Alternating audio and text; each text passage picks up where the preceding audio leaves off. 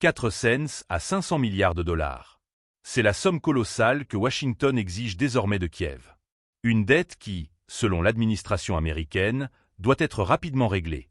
Nous sommes proches du but, ils le veulent, ils aiment ça, a déclaré le président américain, affichant un optimisme déroutant sur un dossier pourtant explosif. Mais derrière cette déclaration, une réalité bien plus complexe se dessine. Abonnez-vous et partagez cette vidéo pour suivre les coulisses de ce bras de fer financier et diplomatique sans précédent. Car au cœur de cette annonce, c'est toute la politique américaine vis-à-vis du conflit en Ukraine qui semble basculer. Depuis le début des hostilités, les États-Unis ont injecté des dizaines de milliards dans l'effort de guerre ukrainien, fournissant armes, équipements et assistance économique. Mais désormais, Washington veut des comptes. L'idée n'est plus seulement d'aider, mais de récupérer. Nous dépensons notre trésor, ils versent leur sang, a lancé le président américain, insistant sur le fait que l'Amérique ne peut plus se permettre de financer indéfiniment un pays qui est très loin.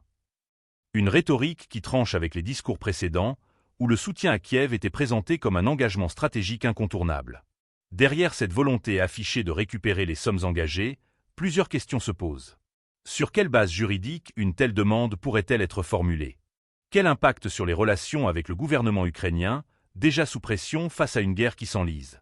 Et surtout, que signifie cette posture pour l'avenir de l'alliance entre Washington et ses partenaires européens, qui redoutent un retrait progressif du soutien américain? Cette déclaration intervient alors que les négociations sur la résolution du conflit prennent une nouvelle tournure. Je devais m'assurer que la Russie souhaite un accord, a encore affirmé le président américain, laissant entendre que des discussions sont en cours. Mais avec quelle garantie? Si un accord devait être signé, sous quelles conditions l'Ukraine pourrait-elle s'engager à rembourser une telle somme alors que son économie est en lambeaux? L'exigence américaine s'apparentait-elle à un avertissement? Un moyen de pression sur Kiev pour accélérer des négociations de paix encore incertaines?